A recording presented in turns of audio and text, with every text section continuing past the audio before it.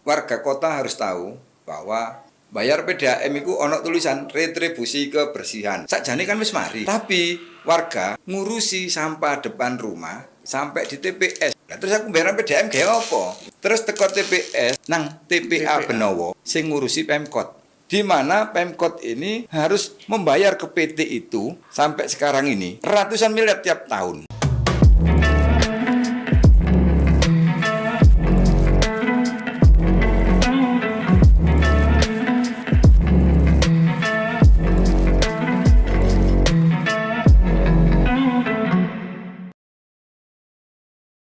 Assalamualaikum warahmatullahi wabarakatuh. Sahabat Singkong dan Kopi, bertemu kembali dengan saya Haji Norman Fauzi, host daripada Singkong dan Kopi di Jatim News Media. Sahabatku Singkong dan Kopi, selalu kami hadirkan yang terbaik, selalu kami hadirkan yang terbaru, dan selalu kami hadirkan tentang inovasi. Tentunya podcast ini ingin memberikan informasi yang mencerdaskan, kita santai dan bermanfaat. Kali ini, saya kedatangan sahabat saya yang cukup fenomenal. Ada cerita sedikit gara-gara beliau, dan ini masih ketika di masa Orde Baru. Gara-gara tulisan beliau, gara-gara jebretan beliau, seorang Haji Andi Sudirman, anggota DPR zaman itu, harus tidur di meja paripurna, dan itu zaman dikatakan viral. Kita temui Cak Mahmud. Assalamualaikum, Cak. Waalaikumsalam warahmatullahi wabarakatuh. Seorang jurnalis, pernah loper koran, pernah sengsara di jalan, menebus daripada Yosu Darso, dan sampai hari ini tak tergantikan. Insya Allah 2024 lagi. Amin. Cak Mahmud. Ya, cerita-cerita ini, Cak Mahfud sekarang sebagai anggota Dewan. Dan menurut catatan kami, Cak Mahfud peroleh suara terbanyak dari Partai Demokrat. Partai yang berlambangkan Mercy katanya kan begitu. Cerita sedikit dong, pengalaman gimana jadi Dewan ini sekarang? ya. Jadi Dewan khususnya DPRD Kota Surabaya yang paling gede itu bukan honornya, bukan lain-lainnya. Bukan. Yang paling gede itu godaannya. Godaan. Ini godaannya luar biasa. Betul. Maka kita harus punya daya tahan yang kuat untuk tidak ikut-ikut tergoda. Oke. Ya. Mulai dari Banyuwangi sampai Ngawi, penjara penuh oleh anggota DPR. Oke. Di DPR RI sama. Oke. Banyak yang korupsi. Surabaya maka harus hati-hati setiap melangkah. Itu kepercayaan, ya, aspirasi masyarakat dalam pemilu yang dititipkan kepada saya untuk bisa duduk di DPRD. Ini yang harus kita jaga terus. Tidak boleh diingkari. Ketika sudah jadi DPR, maka jangan sampai ada perubahan gaya hidup. Ini pesannya dari warga. Juga tidak boleh ada istilah yang susah dihubungi, susah ditelepon. Nah, amanah itu yang saya pegang terus sampai hari ini. Sehingga saya jaga yang disampaikan warga. Oke. Artinya low profile, high product begitu ya. Kebetulan Betulan. dari sebelum di DPR saya sudah begini. Jadi pas sudah seneng Tersenyum, ya. blusukan atau sampai ke blusuk lah nah. Keblusuk, wis. Senengane wis ngono iku. Iya. Ngobrol rang kono. Kadang sepeda motoran tulin-tulin, sepeda pancel rono wis biasa. Cangkrukan nang kono kene biasa. Jadi sudah seperti itu, tidak ada yang dibuat-buat, juga tidak ada perubahan gaya hidup. Sempat loper koran nih. Ya, Koran apa itu? saya waktu itu pertama itu saya memorandum.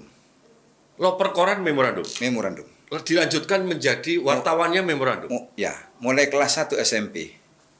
Dan saksi hidup yang loper sama saya masih ada, masih banyak. Yang sudah saya ajak loper juga ada. Oke. Saya kelas 1 SMP pertama itu bukan loper. Oke.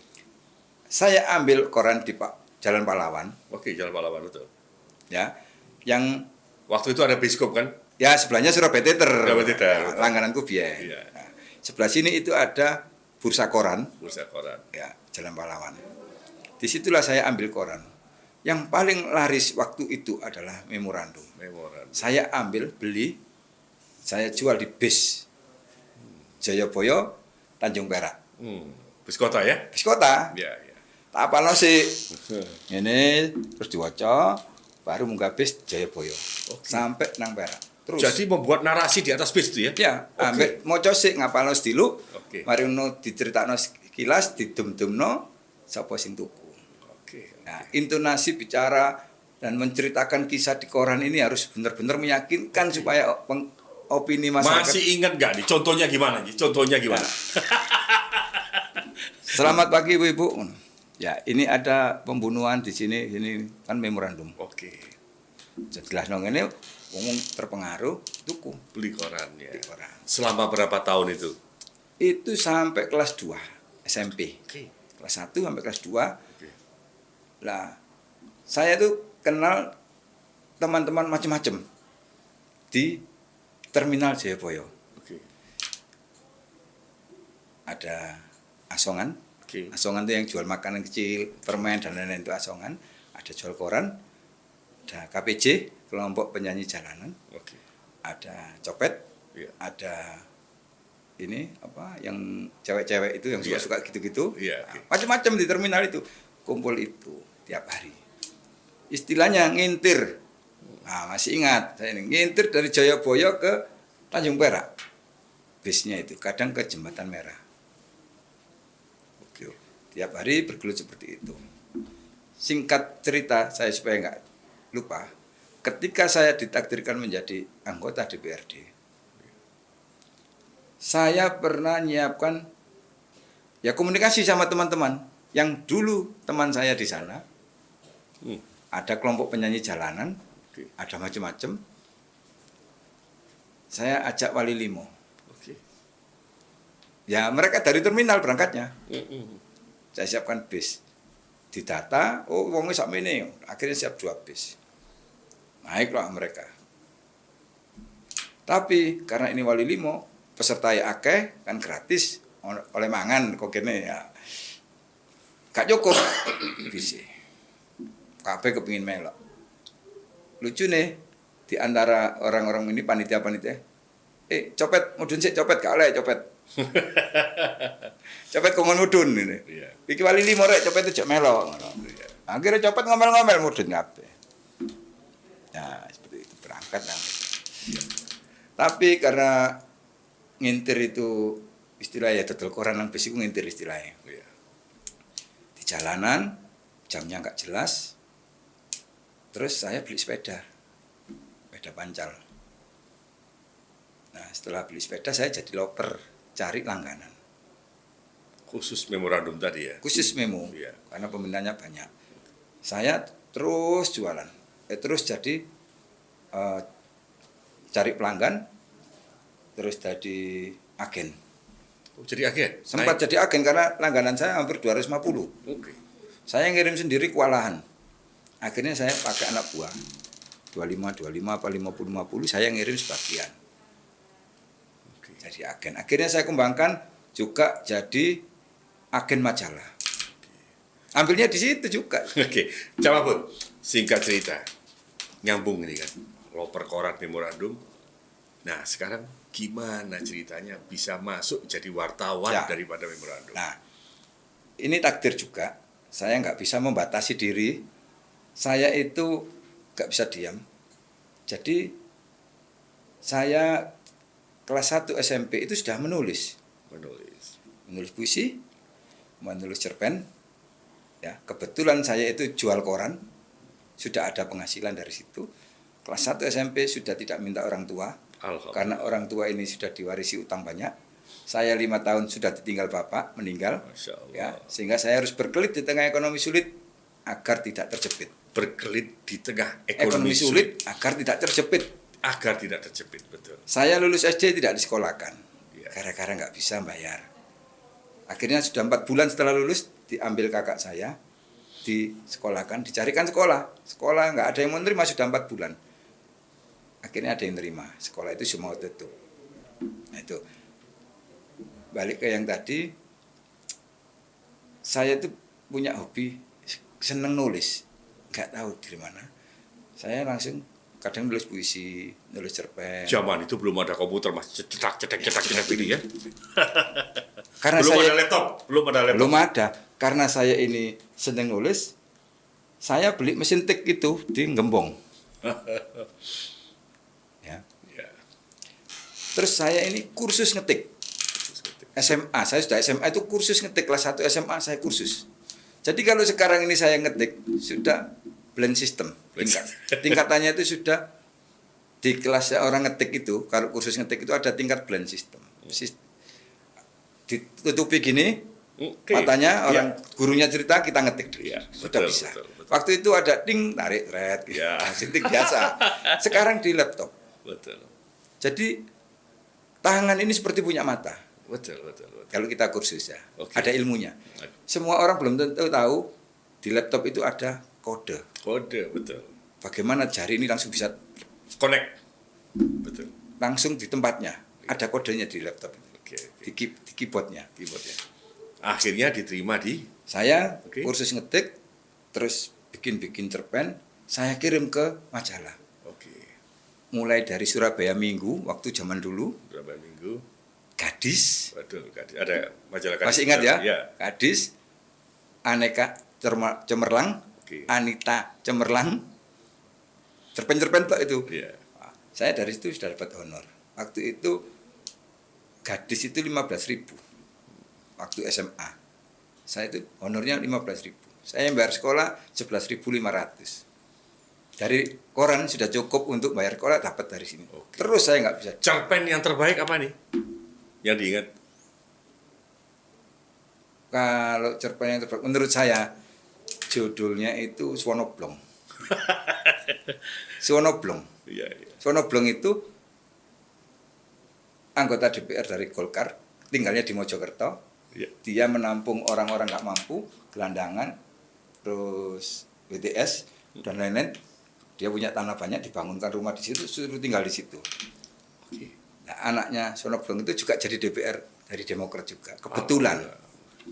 Pada waktu itu saya masih senang nulis-nulis cerpen, itu yang menarik menurut saya karena kisahnya nyata.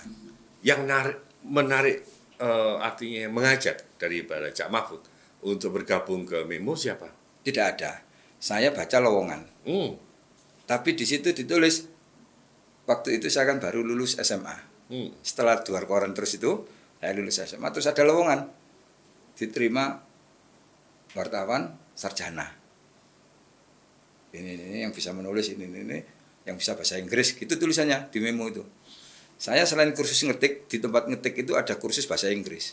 Jadi saya nggak pulang, habis kursus ngetik, melok sebelah lulus bahasa Inggris. Conversation di situ. Iya, belum ada TOEFL waktu itu kan. Ya, belum, akhirnya ikut-ikut itu terus dites. Tapi di lamaran saya tak lampiri cerpenku sak mene. Iki nek digawe buku cok kumpulan cerpen itu lho. Iya. Tak lampiri cerpen sak mene akhirnya sama yang ngetes itu. Loh, kok tulisannya wakeh. Padahal saya SMA. Satu-satunya SMA. Diterima saya itu. 3 tahun setelah itu saya kebetulan diposkan di pemerintah kota. Iya. Ya, di Balai Kota sekarang Balai ya. Kota. Oke. 3 tahun setelah itu saya juara 1 lomba nulis, lomba wisata pers, lomba karya wisata pers. Oke. Juara 1.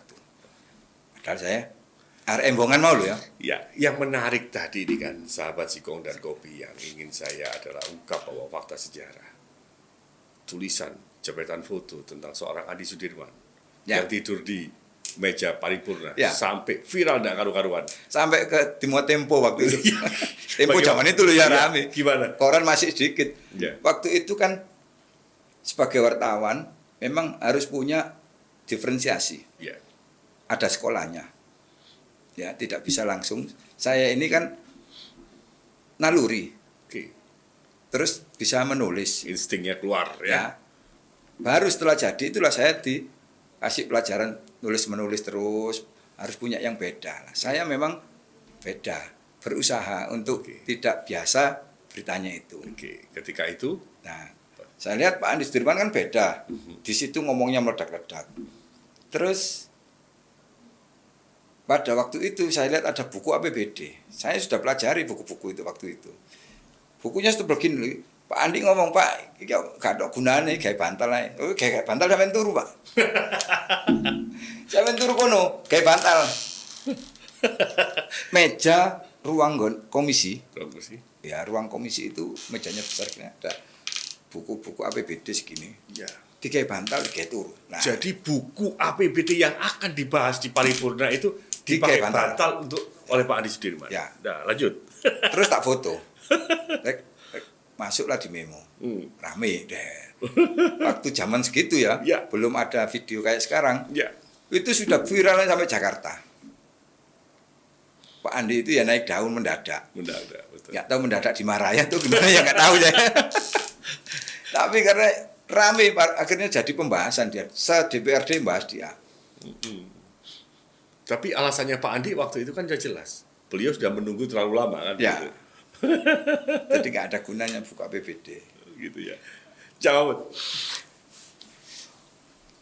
Sudah berapa periode di DPRD Kota Surabaya? Masih 3.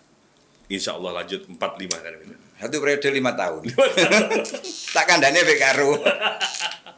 Jadi sahabat Sikong Daun Kopi, bahwa beliau memang saat ini terus berkarya, beliau saat ini mengabdikan diri, dan saya yakin tipikal beliau ini adalah Terus- orang-orang yang fighter kan gitu, Ya. gitu ya, selalu membela kebenaran. Ya. Kisahku sik gorong tak iku mau jawono. Tak kandane singkate ya. Iya, SD saya. iya. Entek 4 sekolahan. Oh gitu. Ngabiskan 4 sekolahan SD.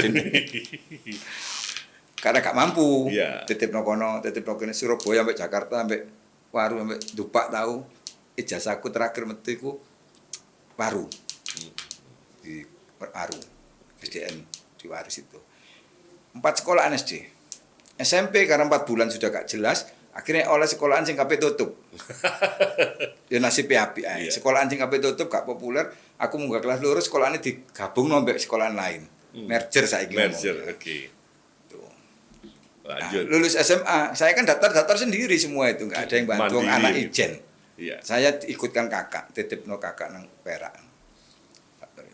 Daftar sekolah, saya diterima di STM Negeri 2, Pawiatan loh.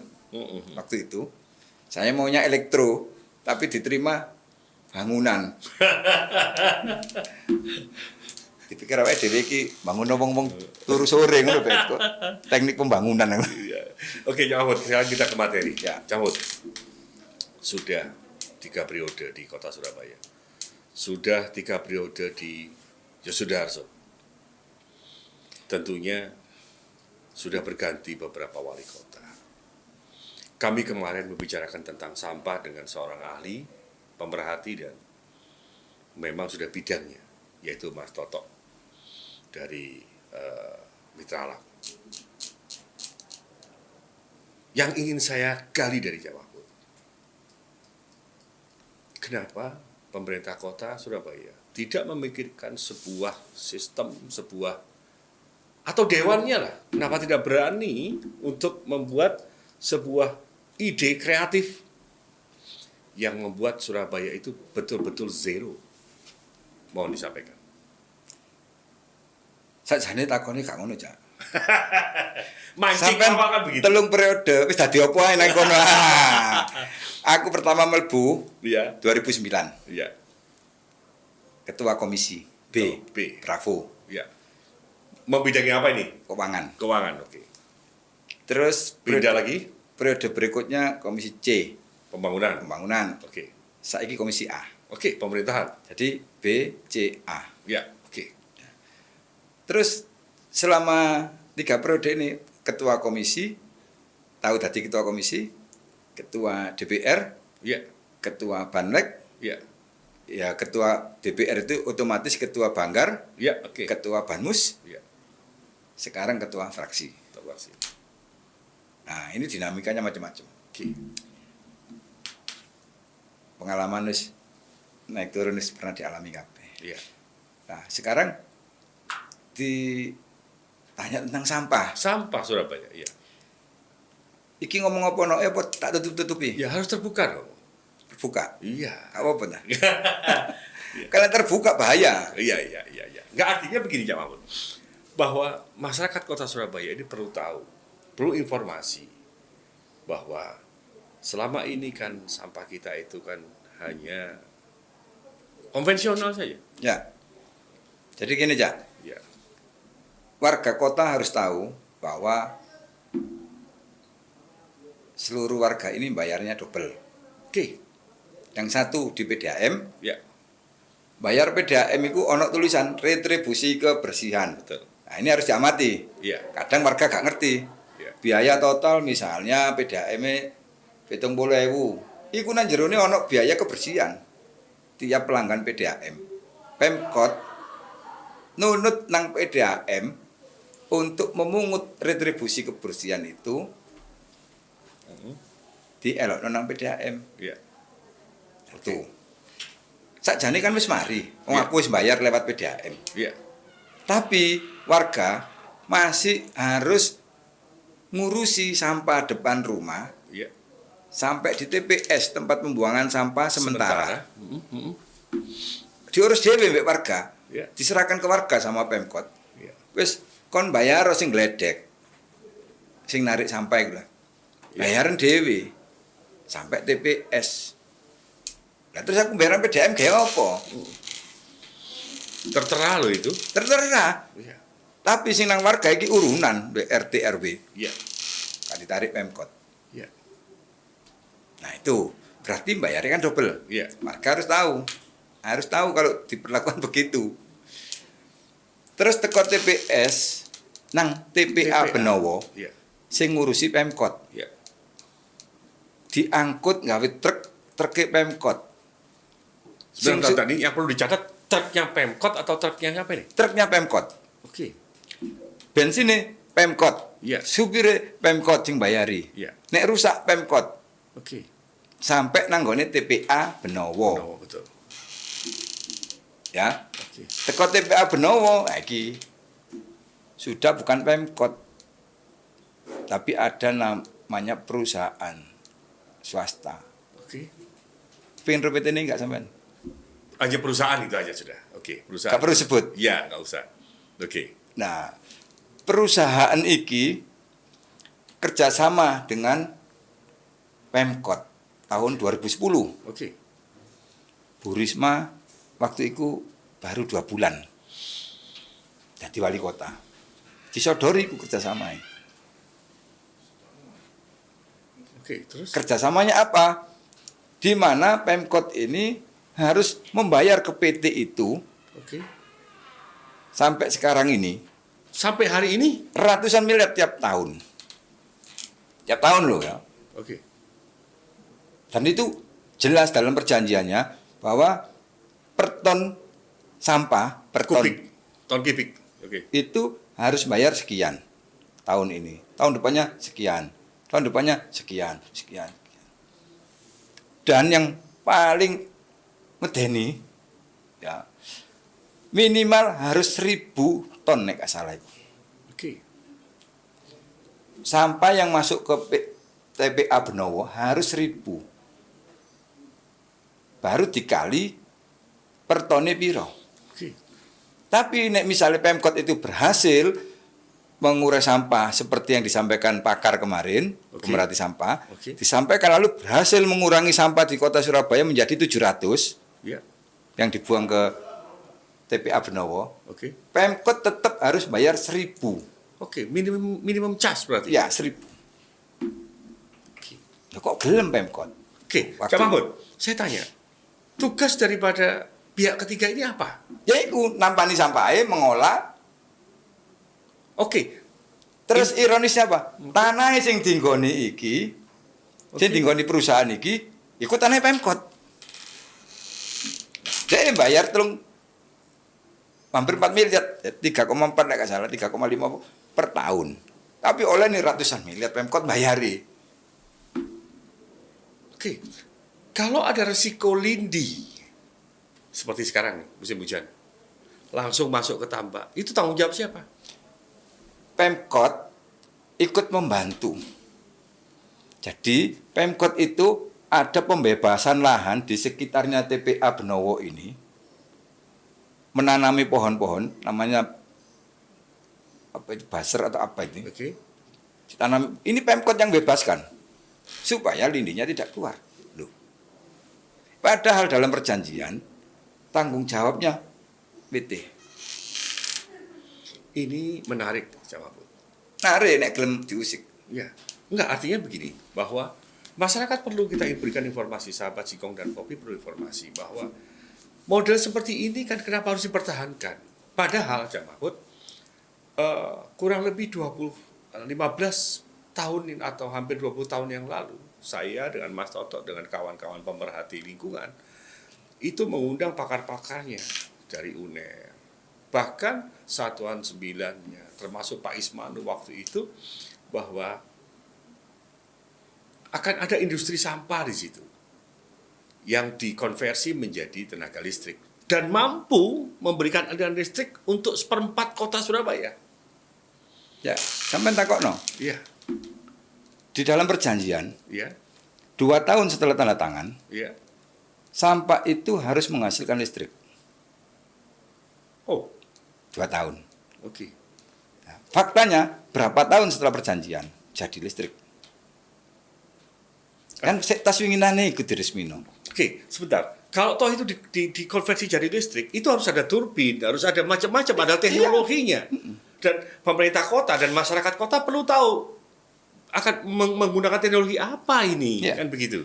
Sik ya, sak kurang merono sampai kudu lihat perjanjian berapa tahun setelah diteken perusahaan ini harus menghasilkan listrik.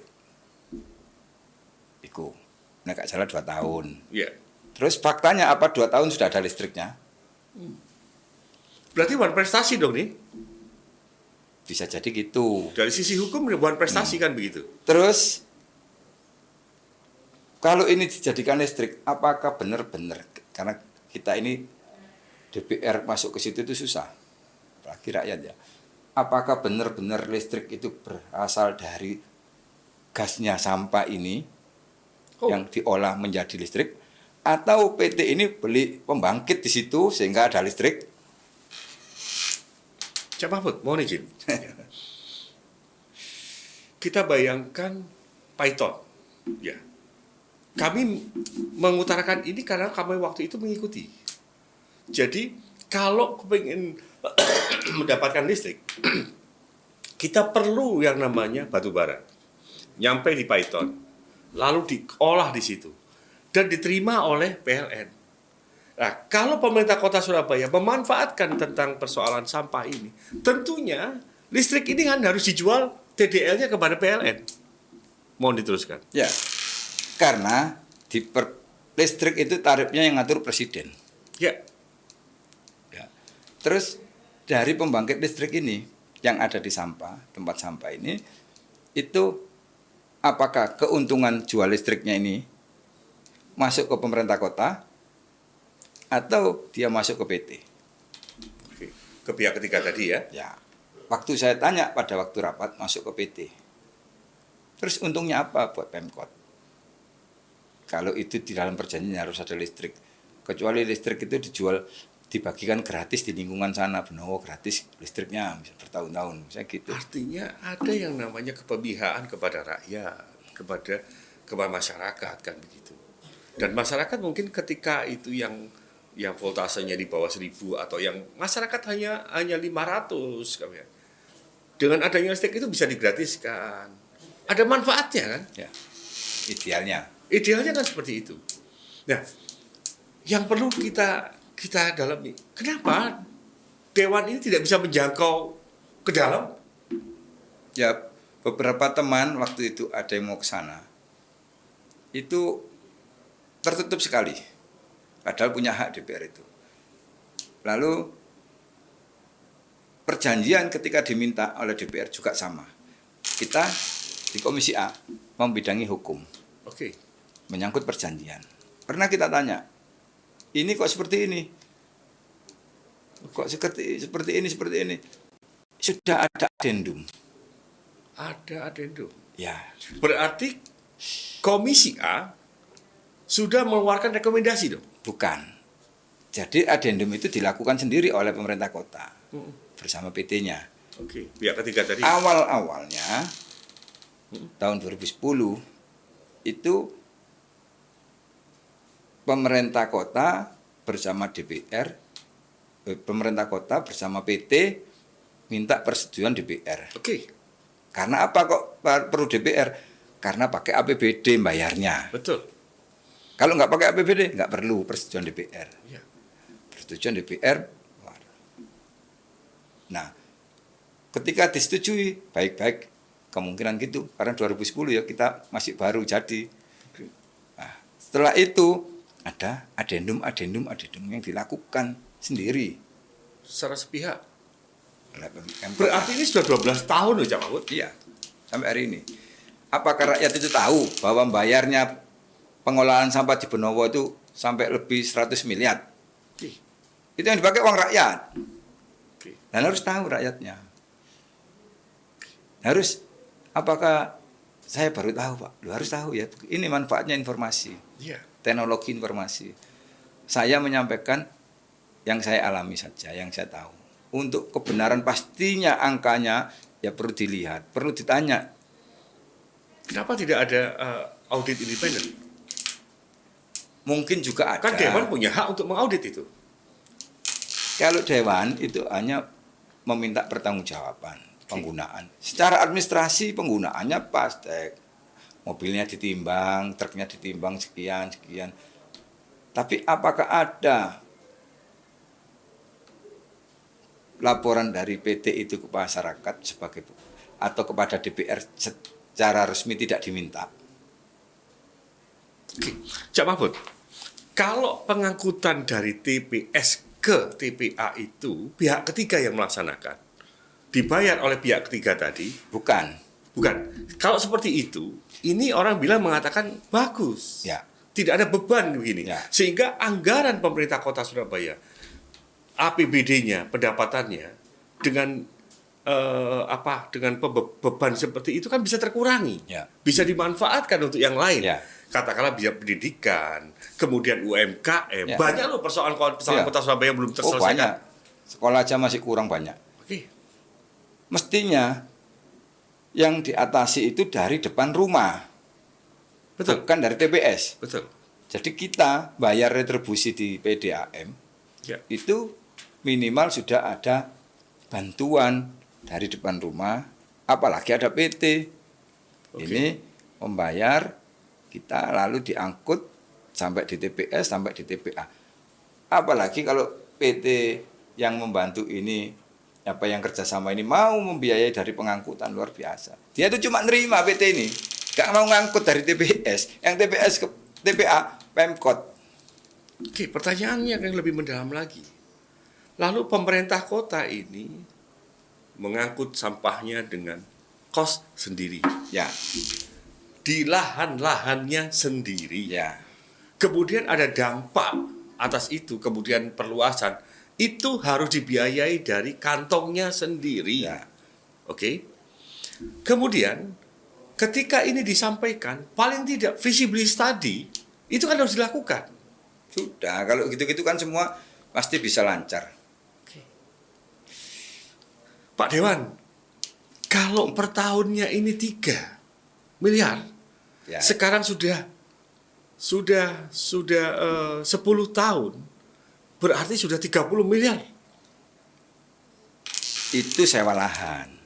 Oh, Yang saya maksud 3 miliar itu PT ini sewa lahan ke tanahnya Pemkot. oke. Jadi PT ini nggak punya tanah. Oke. Modalnya apa ya nggak tahu ya modalnya. Bangun fisiknya itu paling. PT ini sewa lahan di atas tanah Pemkot, bayar ke Pemkot. Pemkot tiap tahunnya bayar ke PT. Sekarang ini ratusan, sudah lebih dari 100 miliar. Oke. Ketika pemerintah kota membayar, Sama dengan kita membeli kopi, membeli ini. Ada uang yang harus kita berikan, harus ada service, harus sesuatu yang bisa dinikmati. Kalau itu bisa dinikmati masyarakat, tentunya pemerintah kota oke, dewan oke. Bagaimana seperti itu? Nah, mereka itu kan dianggap tugasnya cuma mengelola sampah di TPA saja. Bahkan dianggap bisa berhasil ketika menghasilkan listrik. Ya, ini meskipun di TPA itu sampai menggunung kayak begitu. Faktanya kan kayak gunung, dilihat dari jauh kelihatan. Dilihat dari tol ya kelihatan. Oke. Apa yang Kebetulan dilakukan? sampai di sini orang Benowo kan begitu ya? Andes, ya nggak jauh. Nggak jauh ya, oke. Cuma dari angin ini ngetan ya mampu. Oke. Ya, inilah faktanya bahwa apakah ditangani, kenapa ditangani kok sampai menggunung, kok tidak sampai habis atau bagaimana caranya, harus disampaikan juga idealnya. Saya ngomong idealnya ya. Oke, Pak Mahfud, sebentar. Saya jadi tertarik. Ketika itu, sekali lagi ya, yang kita pertanyakan adalah teknologi daripada ini apa yang digunakan. Tidak mungkin ini menggunakan simsalabim. Sampah itu harus dibakar. Dan kami paham, di Benowo itu 60% itu semuanya plastik. Sangat paham. Ya, saya dengar di sana itu pakai teknologi sanitary landfill. Jadi diuruk, dikeruk itu, sehingga menghasilkan gas. Begitu terus. Itu bukan kalau sanitary landfill itu luasannya, Pak. Ya. Tetapi ini ada cover dumping namanya. Ya, Artinya diuruk, tumpuk. Namanya cover soil itu Ya. namanya. Nah, dari metodologi seperti ini lalu jadi listrik, saya jadi bingung, Pak Mahfud. Ya. Bagaimana? Tadi saya mencoba beri gambaran. Perlu kapal tongkang, ponton yang harus kita datangkan dari Kalimantan untuk membakar turbin. Ketika turbin ini teknologinya ya, ketika turbin ini dibakar, maka akan menghasilkan uap akan menghasilkan listrik, kan begitu ya. Nah, ini ya. bagaimana dewan kita melihat seperti ini? Jadi, Kenapa diem gitu? nah, itu pertanyaannya. Saya nunggu itu. Nunggu gitu. Oke. Karena itu sejak 2010, Oke. faktanya begitu. Oke. Ya, kenapa kok dewannya diem? Nah, itu masalah ada masuk ke politiknya. Oke. Ya, saran saya, ya yang mau mendalami diskusilah nanti. Oke. Karena kita akan dibatasi dengan waktu, dibatasi dengan etika, tidak boleh nyebut PT, Iya. tidak boleh nyebut yang lain, Oke. atau mengarahkan agar begini begitu juga tidak boleh. Oke. Ya, karena di luar servis area nggak apa-apa. Sahabat Singkong dan Kopi, sekali lagi, Singkong dan Ayo. Kopi ini ingin memberikan pengetahuan, bertukar pikiran. Narasumber kami, Cak Mahfud ini sudah 3 periode ini. Mahmud, ya. Pak Mahmud ada di Dewan Kota Surabaya. Artinya bahwa ini loh masyarakat Surabaya, ini loh Jawa Timur, ada persoalan yang seperti ini. Ternyata, Ya, tapi ternyata seperti ini. Cak Mahfud, kita harus ada episode 2, 3, dan 4. Dan disinilah bukan sapa warga, tapi bagaimana warga kita mengetahui. ya, Kan begitu. kenapa? Ya. Karena uangnya rakyat. APBD, betul. Bukan uangnya wali kota, bukan uang pemerintah kota, bukan uang DPR, Bukan uang pihak ketiga. apalagi uang saya tambah bukan. Bukan. Uangnya rakyat. Iya. Rakyatnya harus tahu. Harusnya tahu. Uang rakyat itu dari mana? Dari PBB, dikoleksi, pajak bumi bangunan, retribusi, semuanya dikoleksi pemerintah kota, disimpan, namanya APBD. Nah, itulah dibayarkan ke PT itu tadi. Ya. Ya, artinya Harus tahu rakyatnya. termasuk saya sebagai pembayar pajak ini, termasuk ketika kita di warung Ya. makan kena PPN 10% tadi. Ya. Dan itu masuk semuanya ke pemerintah kota. Antara lain tugas saya memberitahu masyarakat Ya. bahwa kita tidak boleh bohong. Kalau tidak benar, itu masih bisa. Mungkin salah ucap atau Ya. salah data. Ya. Tapi yang saya sampaikan ini mendekati kebenaran. Soheh gitu ya. Ah. Soheh gitu ya. Monggo dibuka perjanjiannya, Iya. dilihat-lihat di situ, pakar-pakarnya, dari sisi hukum kita diskusikan bagaimana. Oke. Cuman tadi yang jelas kita besok akan memperdalami lagi, sahabat Ya. Singkong dan Kopi. Kita akan bicarakan lagi bagaimana sebuah teknologi yang saya pikir sampai sekarang kita impossible, gitu loh. Makanya listrik dicek seperti- aja itu dari sampah atau pembangkit. Kalau saya beli pembangkit listrik, saya taruh situ, kasih bahan bakar, Ya, jenisnya ada gas, ya, PLTG, Ya. ada batu bara, ya. ada lain-lain. Batu bara memanaskan, uapnya memutar turbin, Inseneratornya. memutar turbin, Ya. turbin menjadi listrik, dijual ke sana. Dan harus ada akinya loh, Pak. Ya. Ada Penampung. power, iya, powernya. Ya, penampungnya. Penampungnya. Dan itu harus ada Atau kalau di PLN trafonya. trafonya, iya. Dan itu ketika berhubungan dengan listrik, ini berhubungan dengan institusi yang Ya. yang lain lagi. Subhanallah. Terima kasih Cak Mahfud. Monggo closing statement. Langsung kameranya di sini. Ya. Jadi Sahabat singkong dan kopi. sahabat singkong dan kopi, ya ini ada singkongnya, juga Ada ada kopinya. kopinya, jadi cocok sama judulnya. Ya, nikmat sekali, singkongnya meduk, kerasan di sini, dan materinya juga asik-asik ya. Saya lihat beberapa kali, materi yang disampaikan di sini juga penuh dengan pembelajaran, edukasi, juga ada semangat spiritnya seperti yang saya ceritakan di awal, bahwa anak tidak mampu, anak yatim, jangan putus asa, nggak bisa sekolah, jangan putus asa, terus berkelit, jangan diam terus. Ya, berkelit di tengah ekonomi sulit agar tidak terjepit. Siapa contohnya? Saya. Ya. Saya anak yang jual koran di antar bis-bis itu, yang loper koran bertahun-tahun Ngintir, ya, sampai ngintir. SMA. Ngintir. Saya loper korannya sampai SMA, Ya. sampai kuliah juga loper koran, Ya. terus jadi agen, jadi wartawan, jadi redaktur, jadi pemimpin redaksi, Ya. jadi DPR, jadi ketua komisi, Ketua jadi ketua DPR, Ketua DPR. dan seterusnya. Masuk, mantap. Anak yang jual koran dulu seperti itu. Ini salah satu materi dari singkong dan kopi yang Singkong dan untuk kopi. pembelajaran, memberi semangat kepada anak-anak yang nasibnya seperti saya. Ya, sekarang kalau sudah ditakdirkan jadi DPR, tidak boleh lupa dengan kisah masa lalunya. Ya. Termasuk jangan lupa dengan masalah sampah Surabaya yang Nah, belum tuntas. sampahnya ini juga menarik. Tugas saya memberitahu ke masyarakat tentang keuangannya, pembayarannya. Kenapa? Karena itu uangnya rakyat, bukan seperti uang ini, saya. kan, begitu. Ini Ya, seperti kejadiannya tadi seperti itu, ini, ya. oke. Seperti tadi itu. Itulah fakta. Ini anggota dewan yang sekian banyak berani nggak diskusi dengan kita di sini? Ya, saya nggak tahu. Diundang aja. Diundang aja. Ya, diundang saja. Iya. Belak-belakan. Iya. Surabaya kan. Saya Iya. lahir besar Surabaya. Iya. Belak-belakan itu. Baik, saya kira itu ya untuk pemirsa singkong dan Dan kopi yang di rumah, di studio maupun yang di luar sana. Yang di studio juga banyak ini. Iya. Ya, saya kira itu saya senang sekali bisa memberi waktu untuk diskusi, menambah ilmu, menambah imun dan seterusnya. Terima kasih. Mohon maaf. Assalamualaikum warahmatullahi wabarakatuh. Sahabat singkong dan kopi, demikianlah sejenak kita bersama dengan Cak Mahfud. Ya, dan harapan kita akan bisa berlanjut lagi. Dan sekali lagi bahwa informasi itu penting. Karena apa? Dengan informasi ini kita jadi tahu. Demikian, wassalamualaikum warahmatullahi wabarakatuh. Waalaikumsalam. Salam singkong kopi begini.